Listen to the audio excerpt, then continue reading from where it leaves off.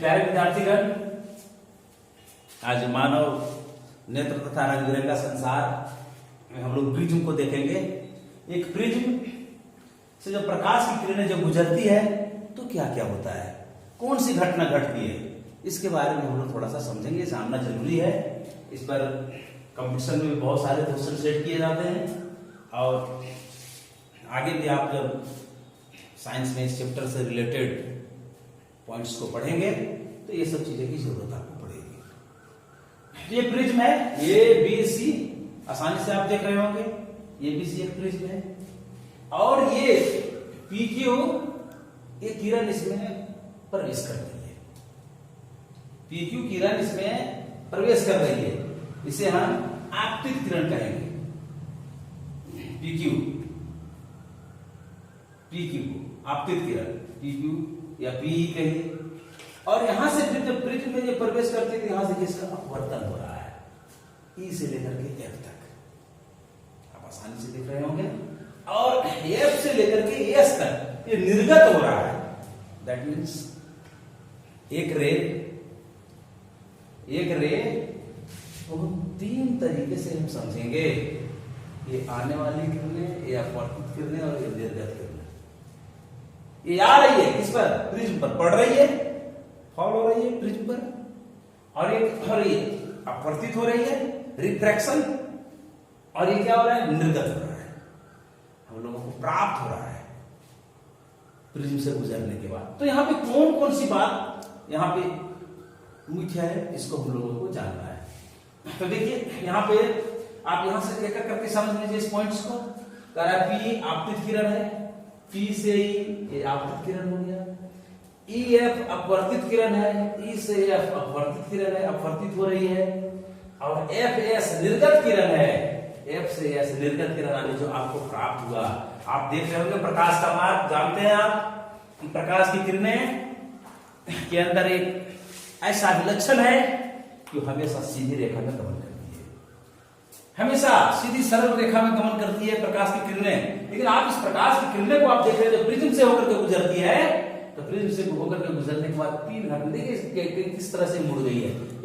ये प्रकाश का रियल जो अपना पथ होना चाहिए था, देखिए एच दिखाया गया, एच की ओर जो जा रही है, ये इसका रियल पथ है। लेकिन प्रकाश की किरणें कहां चली गई, देखिए आप डिफरेंस को देख रहे होंगे आसानी से। ऐसा क्यों हुआ, ये घटना क्यों घटा, ये घटना घटने का जो रोल है वो ड्यू टू प्रिज्म, ये प्रिज्म के कारण ये घटना घट रहा है, ये इवेंट हो रहा है। तो ये हम लोगों ने देखा तीन आपतित किरण, पी ई एफ हो गया अपवर्तित किरण, और एफ एस हो गया निर्गत किरण। इसके बाद कौन, ये प्रिज्म कौन दे दिया, कौन ये को प्रिज्म कौन हम कहेंगे। अब कह रहा आई आपतन कौन है, आई ढूंढिए कहां पे है, देख लीजिए यहाँ पे ये अभिलंब हो गया एन एन डैश, यहाँ के इस पॉइंट के लिए अभिलंब हो गया नॉर्मल, जिसको हम नॉर्मल कहते हैं। तो इस नॉर्मल परपेंडिकुलर ये इधर बनाया, परपेंडिकुलर इसकी सतह से बनाया, और इस दोनों के बीच जो एंगल बना वो आपतित कोण हो गया, जिसे हम आई से इंडिकेट करते हैं आपतित कोण। और यहां से गुजर रही है नॉर्मल के साथ, और ये रेखा के बीच जो एंगल बन रहा है ये हो गया अपवर्तित कोण, जिसको हम अपवर्तन कोण कहते हैं। आपतन कोण आई हो गया, आ हो गया अपवर्तन कोण। और यहाँ पे आप देखिए फिर एक नॉर्मल यहाँ पे है, यहाँ 90 डिग्री का एंगल बनेगा, उसके बाद जो बच गया वो ई हो गया, तो ई को कहेंगे निर्गत कोण, यानी कि ये निर्गत रेखाएं हैं जो हमें प्राप्त हो रही है। उसके बीच, उसके और नॉर्मल के बीच में जो एंगल बन रहा है वो निर्गत कोण कहलाएगा।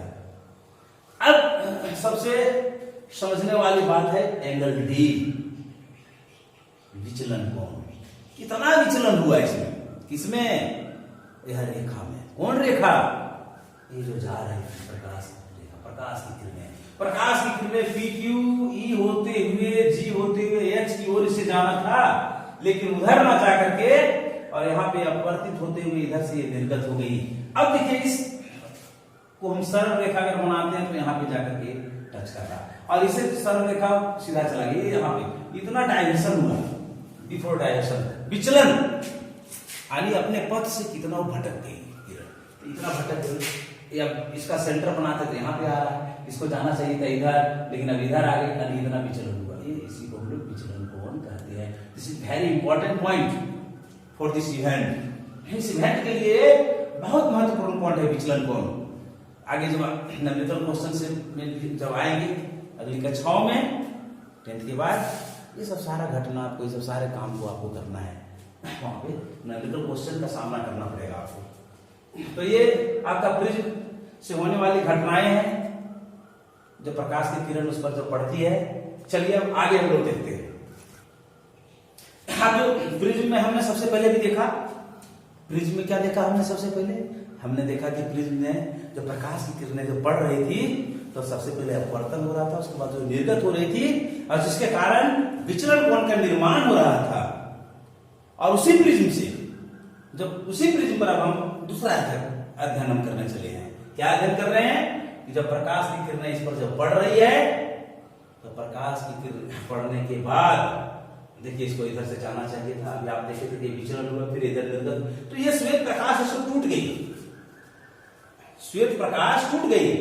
कह रहा है, हम पॉइंट कर रहे हैं, कांच के प्रिज्म द्वारा श्वेत प्रकाश का विक्षेपण, इसे हम वर्ण विक्षेपण भी कहते हैं, वर्णपट भी कहते हैं। ऐसे कभी पूछा जाता है वर्णपट, प्रिज्म में वर्णपट किस प्रकार से निर्माण होता है उसे दिखाएं, वर्ण विक्षेपण किस प्रकार से होता है उसे दिखाएं। और इस तरह का कलर आप अब आसमान में देखते होंगे, कब? वर्षा ऋतु में, वर्षा के समय में आप देखते होंगे, जिसे हम इंद्रधनुष कहते हैं, आसमान में बनता है इस तरह से। बहुत लोग उसे सतरंगी भी कहते हैं, क्योंकि इसमें 7 रंग हैं, और 7 रंग का अपना कर्म है। ये अपना कर्म कभी नहीं बदलते हैं,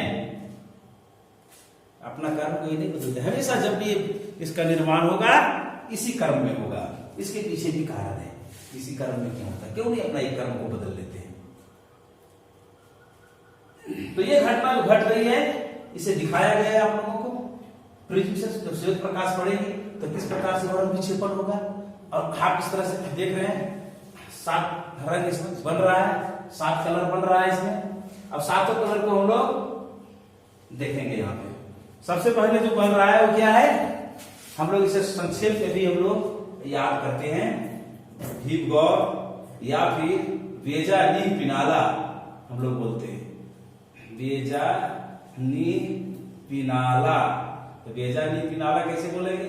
देखिए, वेजा नी पिनाला, थोड़ा सा आपको मैं ऐसे करना हूँ, सारी चीजें दिख जाएगी आप लोगों को। यहाँ पे लिखा हुआ है VIBGYO, याद। आप नोटबुक में इसे नोट कर लेंगे प्यारे विद्यार्थीगण। क्यों नोट कर लेंगे? क्योंकि क्लास ही नहीं, कंपटीशन में भी पूछता है। आपको कर्म पूछ देगा, कौन सा वर्ण है जिसका कहां पे स्थान है इंद्रधनुष में, या फिर जो वर्ण विक्षेपण होता है, श्वेत प्रकाश का जो वर्णों में विक्षेपण हो जाता है, टूट जाता है, तो श्वेत प्रकाश और 7 रंगों का जो निर्माण करता है, तो उसका कर्म किस प्रकार से है। ये VIBGYO,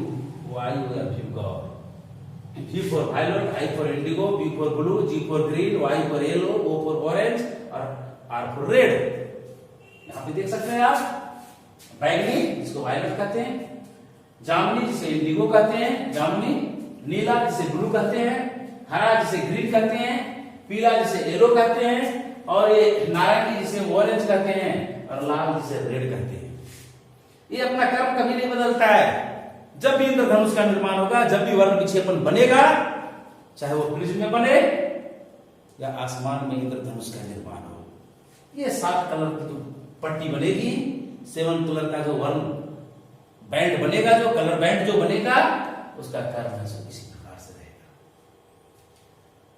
तो ये घटना इसमें हम लोग देख रहे हैं। जब स्पेक्ट्रम के बारे में पूछा जाएगा, श्वेत प्रकाश का स्पेक्ट्रम, तब यही बात लिखना है आपको, प्रिज्म बना देना है, एक कलर पट्टी दिखा देना है, और ये बात को लिख देना है, इसका कर्म को लिख देना है कि श्वेत प्रकाश जब प्रिज्म से होकर के गुजरती है, तो प्रकाश का अपवर्तन होने के कारण और निर्गत होने के कारण श्वेत प्रकाश 7 रंगों में विभक्त हो जाता है, जिसका इस प्रकार से कर्म है। इस कर्म को दिखा देना, हो गया स्पेक्ट्रम, हो गया वर्ण कर्म, हो गया।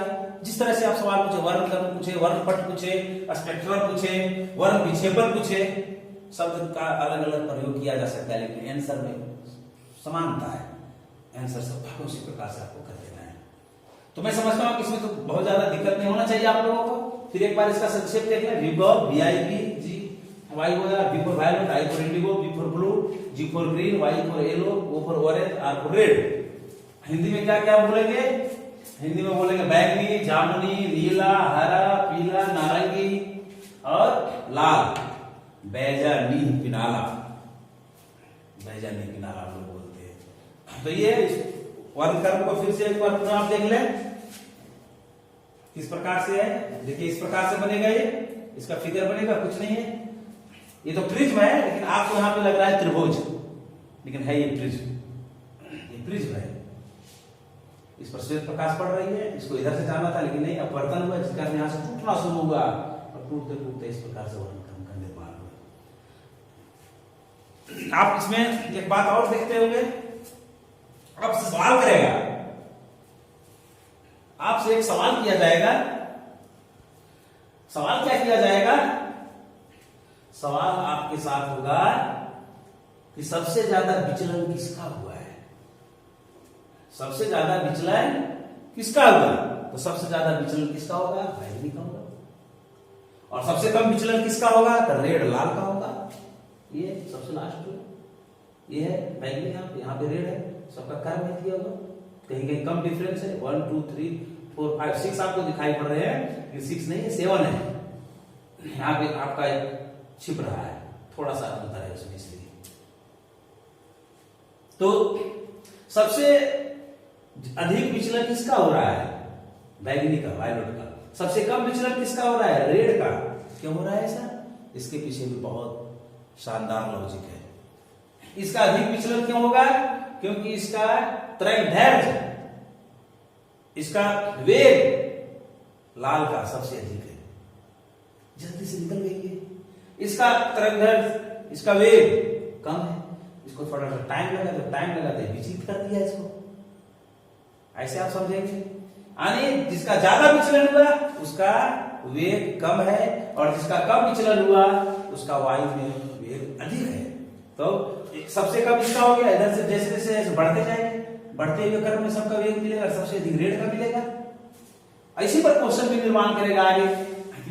खतरे का सिग्नल जो होता है उसमें, या खतरे का संकेत में लाल रंग का प्रयोग क्यों किया जाता है, सारा बात यहीं से उठाया है, क्यों किया जाता है, ये सब सारी बातें यहीं से हमें स्पष्ट हो गई। तो इसलिए इस वर्ण कर्म को अच्छी तरीके से आपको समझ लेना है, इसके वर्णों कर्म को भी जान लेना है। और चलिए